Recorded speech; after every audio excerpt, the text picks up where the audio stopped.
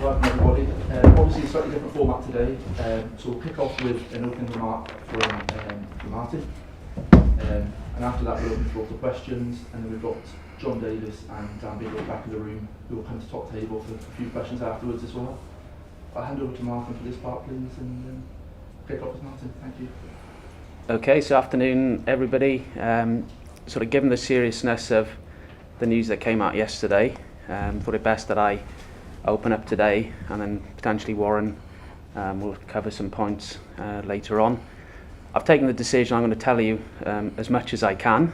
You recognise that we're in a formal process here as well, so there's certain things that I can't disclose, but at the best of my ability try and outline where we are. So in terms of the timeline, we were contacted on Wednesday of last week informally to suggest that there was a potential breach of Regulation 6, which you'll all now be familiar with, and then we were contacted formally then with some further information on Friday evening. So we took pretty much Saturday then to digest that information. Probably 3 or 4 lenses, I guess, we were looking through at that point. So the first lens was really for the squad, for the players, the coaches, the management. Clearly, it's a pretty serious allegation, and we needed to be, confident in our actions if indeed we were going to do anything. So that was an important lens for us. Clearly, we're on the eve of the World Cup, the biggest tournament that we play in. So that was a factor. But equally, at that point, we were very conscious that if we we're going to act on things, then we needed to be quick about that and decisive. And I think, as I go on, you'll probably see that that's exactly what we've done. Also very conscious there's quite a wide range of stakeholder groups that we represent, not least the Welsh public, and how important this tournament is to the public. So we were very conscious that we acted in the way that you would expect a governing body to act at that point. And then lastly, clearly it was a serious allegation about Rob. Rob is our employee, and we have a responsibility to him. We have a duty of care to him, and his welfare is important to us. And I can assure you that has been one of the major factors we've considered as we've gone through the last few days.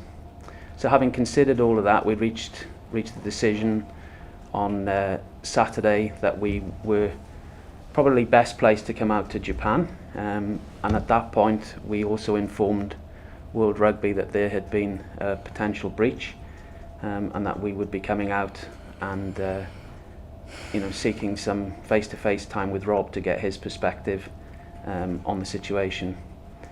So we literally, some of you in the room actually, so we caught the flight on Sunday, and then arrived here by Monday lunchtime. At that point, we sat down with Warren. We appraised him at fairly high level of the allegation. As you'll be aware, there was an open training session on Monday afternoon, so that carried on as normal.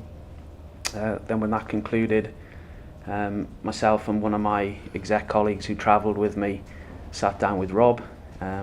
He, as you might expect, was very cooperative in that conversation, and then we had a second meeting with him a little later that day, and we determined that the right course of action would be for Rob to return to Wales, and at that point that sort of triggered the formal process that we're now in, and that formal process will carry on back in Wales.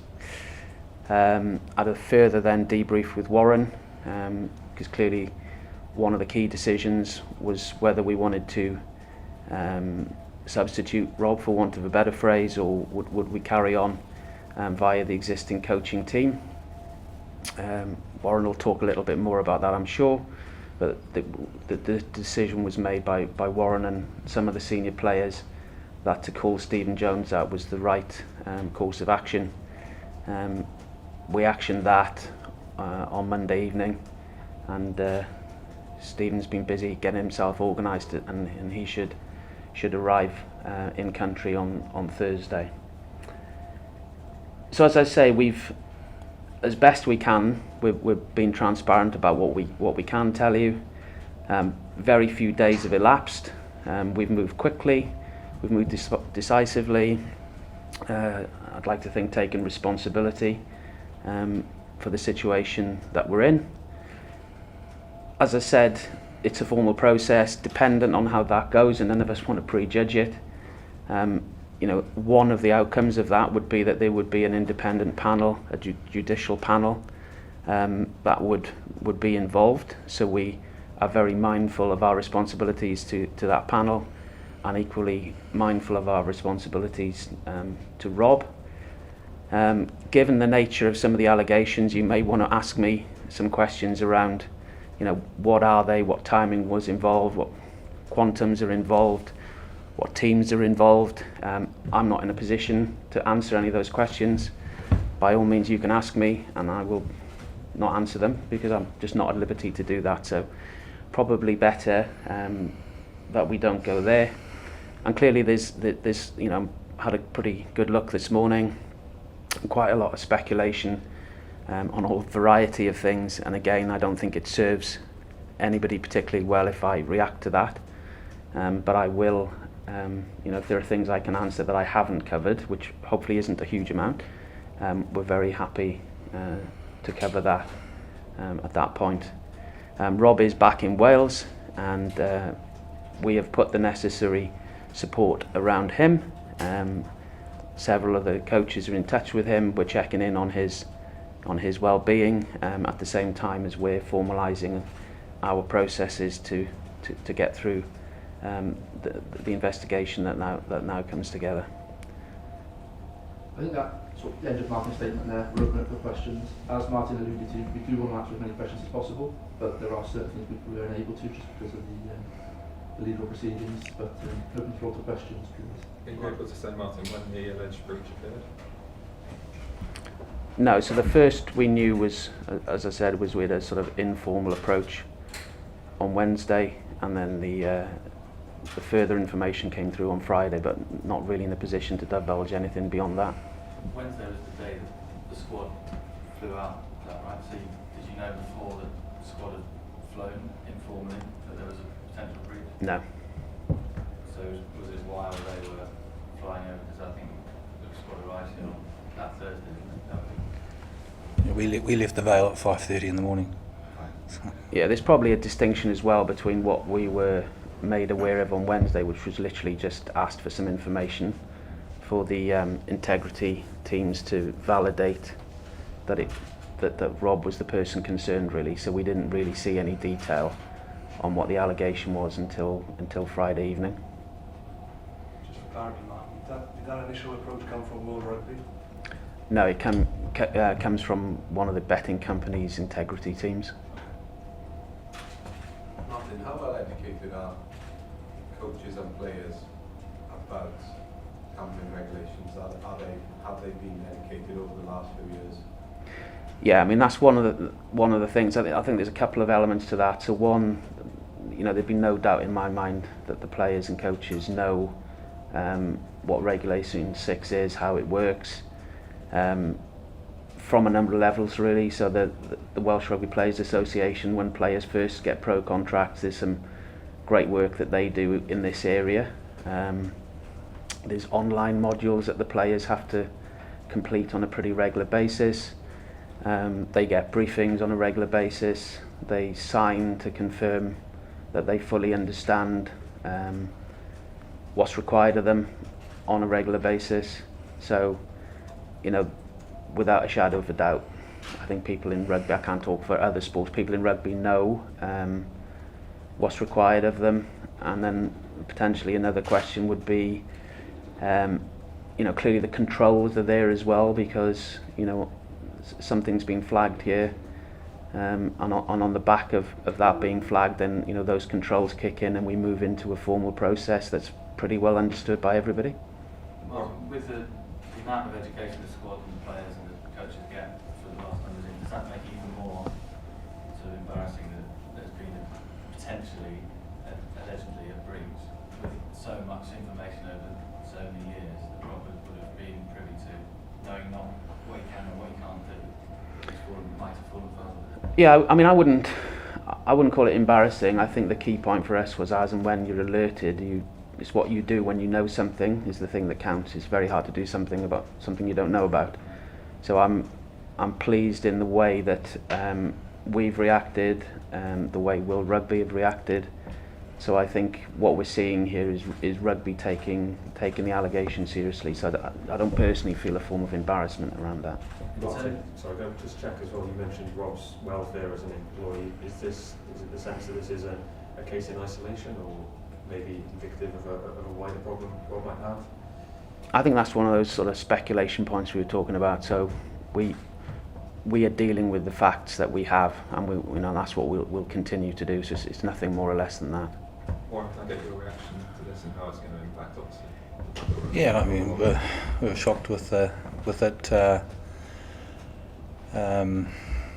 like I said, the union are dealing with this, and my focus now has to be on the next sort of 5 days in terms of preparing the squad for that first game against Georgia. I spoke to Stephen Jones the other night about his availability to come in. He was willing to help and do that. The exciting thing about that is he's been in this environment in the past. He's either played or worked with sort of 2/3 of the squad. He'll bring his own personality in the squad, and he'll have the opportunity to have his input and his own ideas as well. And I think that's important. And we spoke about the opportunity for him to do that, and for us is to make it as seamless as we possibly can. And you have to deal with adversity at times. You know, we lose key players, and how you respond and react to that. And this has happened. And I must say that the players in the last 24 hours have really stepped up, and they've been incredibly responsible and resilient. And sometimes that brings teams closer together. And but our whole, we've got to draw a line in the sand under this and really focus on preparing the team for the next 5 days. Given you've worked with Rob and a number of guys for a very long time now, Yeah. has it kind of hit you very hard personally? Yeah, it was, look, it was, we got a shock the other day, like I said, and, it took us a bit of time for it to sink in, and obviously the conversations with Martyn, and for us it's, we unfortunately can't say anything that potentially jeopardises the investigation, and we're pretty aware of that. But as Martyn said, there was concern by the coaches and also the players about Rob and the welfare of Rob, and but we have to let the formal process take its course, and like I said, hopefully that can continue outside our preparation, and our whole focus now has to be preparing for that Georgia game. Do you feel let down in any way? Oh look, it's hard to comment on that in terms of that situation, because at the moment these are allegations. Obviously Rob was devastated by the allegations, and that's all I can say, and can't comment on that. And we just need to, like I said, our whole focus has to be like putting the line in the sand and preparing the team. We've got a training session this afternoon, then tonight we're training in the evening for a short period under lights to replicate what's going to happen on Monday night, to replicate the sort of weather conditions, the starting time, and potentially the heat and humidity, and how we react to that. So like I said, our whole focus has to be just 100% commitment in terms of preparing this team.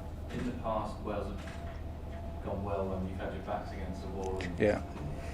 I mean, difficult situation, tricky circumstances, but do you feel like something like this could be a galvanising factor and Well, go on sort of the angry as it was? Yeah, it's probably a Welsh trait, isn't it? And I've seen that in the players in the last 24 hours. They've just how close they've been, and they know it's a difficult period, but we do respond pretty well to that. And like I said, we've got to focus. We know there's going to be some criticism in the next 24 hours or speculation or whatever. We have to deal with that, and then hopefully everyone, once this World Cup can start and the process can take place in due course, and hopefully rugby is what does the talking. Has your personal determination grown to get to November the 2nd back with the trophy? Look, it's always the desire to want to do well. It's one step at a time, and one step is a big game on Monday night against Georgia, and then we've got a big game against Australia the following week. Fiji's going to be tough, and then Uruguay, very, very short turnaround. And first step is to qualify and make the quarterfinals, and then I think it's then to take one step at a time. So that's our goal. With some challenges, but I think having that chat with Stephen the other night, and we've sent him information. I see he knows a lot of the stuff that we do. We need to make that transition as seamless as it possibly can be, and I'm sure it will be. And I know the players and the rest of the coaches will give him as much support and as we possibly can. And I think he'll come in and potentially add to the environment as well. So I see that as what's been a difficult situation is how do we turn that into a positive one. Warren, did Rob get the chance to speak to the players before he left and sort of address the group? No, he didn't. I think he spoke individually to one or two players, but that was about it. Warren, will Steve largely be implementing the plan that you've already put in place, or will he put any slant on it? I've spoken to him about that and just said, look, in terms of the game plan that we've got for Georgia, it'll be different for other games. He's familiar with some of the things. He's been watching the games as well. But I said it's important that you have an opportunity to bring some of your own ideas in as well. I spoke to him about the things that we haven't introduced that we're planning for a little bit later in the tournament, which may be the second game. He's aware of that. I've spoken to some of the senior players about one or two patterns and one or two moves that we'll be introducing, potentially for the Australia game and keeping things up our sleeve. So, and then, if he comes in with some ideas, it's no different to the message that we deliver to the players when they come into. If you've got something that's been working for you and your clubs and it's a good idea, we're not arrogant enough to not take them on board or to consider them or to look at them, and Stephen may well do that and come in with a couple of fresh ideas or something that he thinks it'll be effective and work for us, and if he does that, then great, and we'll look at those things. And so it was a very positive conversation. He told him where we were, and he seemed pretty excited about the opportunity. Have you had a chance to speak to Rob, either face to face or via messages or anything? No, I did text him to say I hope he got on at home okay, and how he was doing. So that was basically it. So. Martyn, have you implemented any processes to investigate